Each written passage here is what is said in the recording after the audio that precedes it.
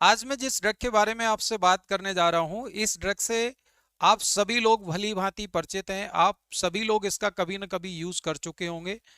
और मैं आज आपको बताना चाहूंगा कि जितनी आसानी से आप इसका यूज करते हैं, जितनी इजीली आप इसे कंज्यूम कर लेते हैं, उतनी आसान वास्तव में ये ड्रग है नहीं। मैं आपको बताना चाहूंगा कि ये जो पैरासीटामोल है, इससे हम सभी लोग कहीं ना कहीं परिचित हैं, कहीं ना कहीं से आप यूज करते हैं। चाहे वो आपका दर्द हो, चाहे आपको फीवर हो, थकान हो, इन सारी चीजों पे आप इसे यूज करते हैं। लेकिन मैं आपको बताना चाहूंगा कि ये ड्रग उतनी आसानी से आपको यूज नहीं करनी चाहिए। क्यों नहीं करनी चाहिए, इसके बारे में मैं आपसे चर्चा करने वाला हूं। तो आज मैं ड्रग के बारे में बात कर रहा हूं, वो है आपकी पैरासीटामोल। जैसा आप देख पा रहे हैं, ये डोलो ब्रांड से अवेलेबल है, यानी जिसमें आप कंटेंट देख रहे हैं पैरासीटामोल 650 mg। आज मैं आपको बताना चाहूंगा कि ये जिस क्लास को बिलोंग करती है, वो है आपका नॉन ओपियोइड एनाल्जेसिक, यानी नॉन ओपियोइड एनाल्जेसिक क्लास को ये बिलोंग करती है।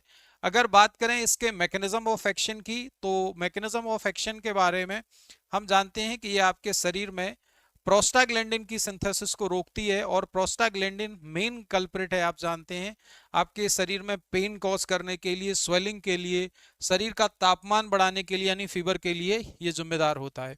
ये ड्रग आपकी बॉडी के अंदर साइक्लोऑक्सीजनेज नामक एंजाइम को इनहिबिट करती है, और इस तरीके से ये आपका प्रोस्टाग्लैंडिन फॉर्मेशन को रोकती है। पैरासीटामोल के बारे में बात करें तो ये एक सेफर साइड में आती है, यानी थोड़ा सा सेफ है बाकी एनएसएआईडी जो ड्रग्स हैं। यानी कुछ लोगों में आप देख सकते हैं, जैसे हार्ट बर्न के केसेस होते हैं, या पेप्टिक अल्सर डिजीज के केसेस होते हैं, जिन लोगों को आंतों में, पेट में छाले अल्सर होते हैं, उन लोगों में हम जिन ड्रग्स को यूज नहीं कर सकते, जैसे एस्प्रिन वगैरह को, वहां पे पैरासीटामोल थोड़ी सी सेफर है, तो इसीलिए आप इसका यूज कर सकते हैं। अगर बात करें इसके यूज की, तो मेनली इसे हम फीवर की तरह यूज करते हैं, यानी एंटीपायरेटिक ड्रग है। लेकिन अगर आप इसे हाइयर अमाउंट में यूज करेंगे, हाइयर डोज में यूज करेंगे, जैसे 650 mg, 1000 mg की डोज में अगर लेते हैं, तो ये आपके लिए एनाल्जेसिक की तरह भी काम करती है, यानी ये आपकी बॉडी में फीवर के साथ साथ में दर्द को भी कम करेगी।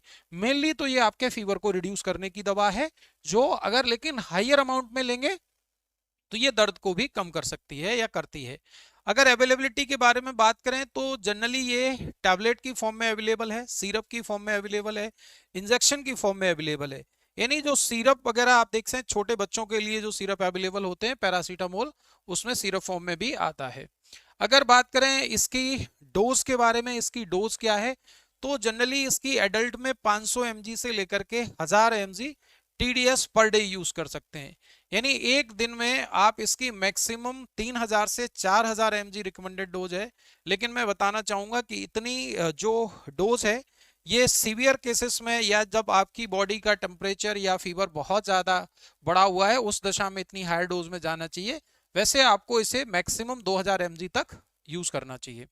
अगर बॉडी वेट के हिसाब से देखें, तो ये 10 mg पर केजी बॉडी वेट चिल्ड्रन में जो सिरप वगैरह आते हैं उसके हिसाब से कैलकुलेट कर सकते हैं कि 1 केजी बॉडी वेट के व्यक्ति में, यानी बच्चे में, इसे आप 10 mg की डोज में यूज करेंगे, तो उसके वेट के हिसाब से आप इसे कैलकुलेट कर सकते हैं।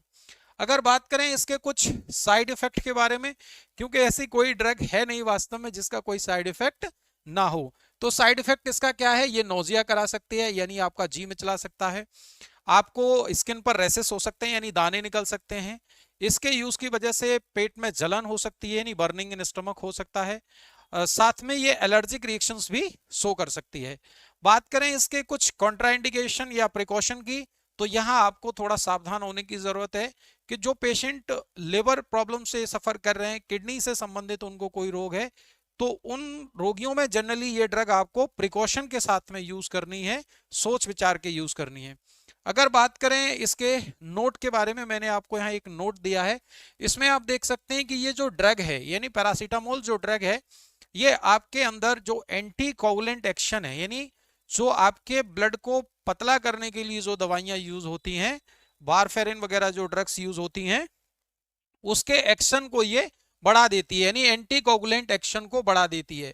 अब एंटी कोगुलेंट एक्शन बढ़ेगा, तो इसका मतलब आपकी बॉडी के अंदर ब्लड का जो कोगुलेशन है, यानी जब भी कोई इंजरी होती है तो हमारे ब्लड का थक्का बन जाता है, यानी बॉडी से ब्लड लॉस नहीं होता है, तो ये उसको उसके एक्शन को बढ़ा देगी, तो इससे हेमरेज के चांस बढ़ जाएंगे। तो अब आपको यहाँ सावधान होना है कि जो पेशेंट पेप्टिक अल्सर का पेशेंट है यानी छाले का पेशेंट है, तो उस व्यक्ति में आपको इस ड्रग का यूज नहीं करना है। ये इसीलिए आपको सावधान रहना है। अगर बात करें इसकी कुछ और कॉम्बिनेशन के साथ में, तो अल्कोहल के साथ में इसका जो इफेक्ट है वो एक्चुअली लिवर को डैमेज करता है।